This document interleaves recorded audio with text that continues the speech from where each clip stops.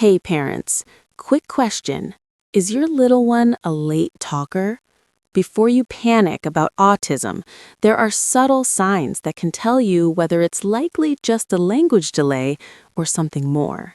Stick around. I'm about to break down the key differences most parents miss. Hi, I'm Lily, and welcome to the Parent Hub, your go-to place for real, practical parenting advice. Today, we're diving deep into late talking versus autism. These clues have nothing to do with how many words your child says, and everything to do with how they connect with the world.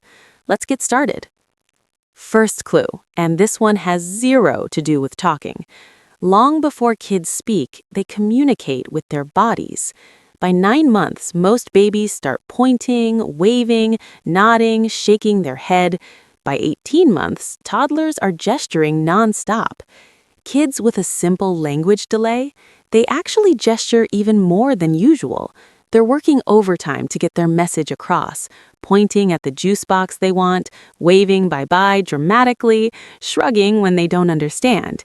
It's their way of saying, "Hey, I'm trying here." But with autism, the pattern is often the opposite. Gestures are reduced. They might not point to share interest, wave hello or bye-bye, or nod unless you prompt them repeatedly. It's not that they can't, it's that the drive to use body language for communication isn't as strong. Children communicate for two main reasons: to request something or to share an experience. A child with a simple language delay usually does both. They'll drag you to the fridge because they want milk, a request, but they'll also point to a butterfly on the window, look back at you with big eyes, and smile like, "Mom, Dad, look at this." They're sharing joy, no reward needed. In autism, communication is often more one-sided, mostly requests. They might pull your hand to the snack drawer or lead you to the tablet, but that back-and-forth sharing of excitement, it's frequently missing. They might be fascinated by the butterfly, but never try to draw your attention to it. That shared joy moment just doesn't happen as naturally. Imagine you're excited and point to a fire truck outside. "Look at that big red truck." A late talker usually gets it. They follow your point, look where you're pointing, see the truck, then turn back to you with a grin or a squeal, their way of saying, "I see it too." With autism, the response is often different. They might stare at your finger instead of following the point, look at your hand, or not react at all. It can feel like the joint attention piece, understanding that you're trying to share something interesting, isn't clicking yet. Same thing happens during story time. You point to a picture in the book. "Look, a kitty." A late talker usually shifts gaze to the picture. With autism, they might stay fixated on something else or not follow your lead at all. Not sure if your child's language is actually delayed? I created a free printable milestone chart that lists exactly what words and understanding skills to expect at each age. Grab it in the description below. It's super helpful for tracking progress. Between 18 months and 2 years, pretend play usually kicks in.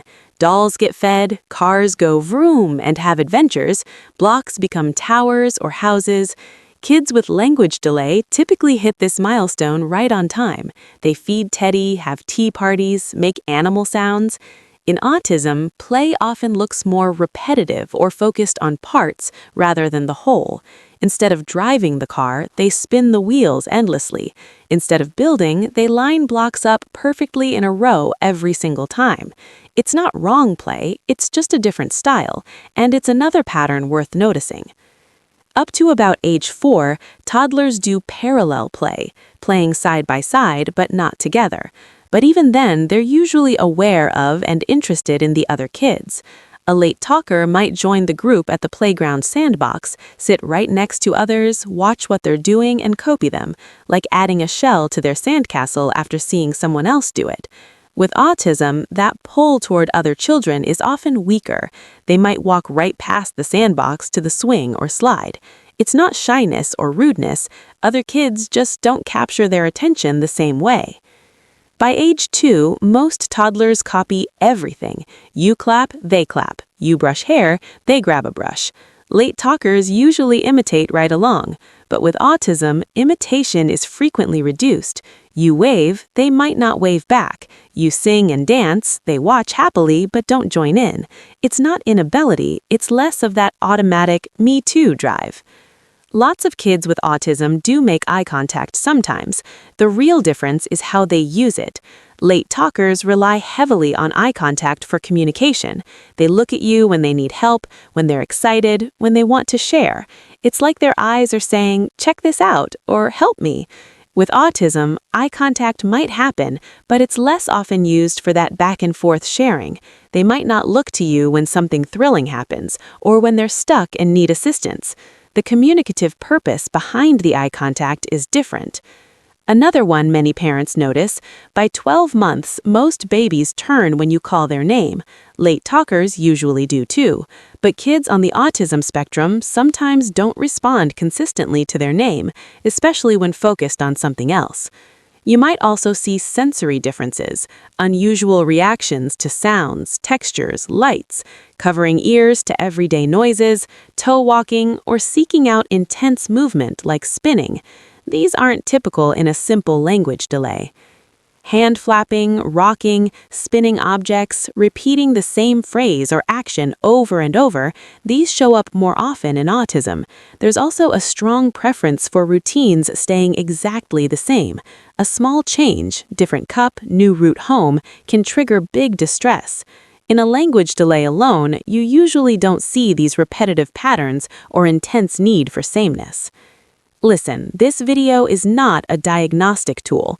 Only a qualified professional, like a pediatrician, developmental specialist, or speech-language pathologist, can tell you what's really going on. Every child is unique, and these are just patterns, not rules. But if several of these signs feel familiar, trust your gut. Write down specific examples of what you're seeing, then bring that list to your next doctor's visit or evaluation.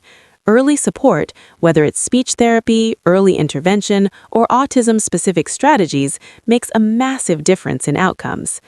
So that's it, the key differences between late talking and potential signs of autism. If this helped you feel more confident or gave you clarity, hit that like button. It really helps the channel. Don't forget to grab the free communication milestone chart in the description. And if you want simple, effective ways to help your late talkers start using more words right now, check out my next video linked here. It's 3 easy strategies you can start using today. Subscribe to the Parent Hub and turn on notifications so you never miss a tip that could make parenting just a little easier. You've got this, parents. Drop a comment below. What's one thing you're noticing with your little one? I'd love to hear. See you in the next video. Take care.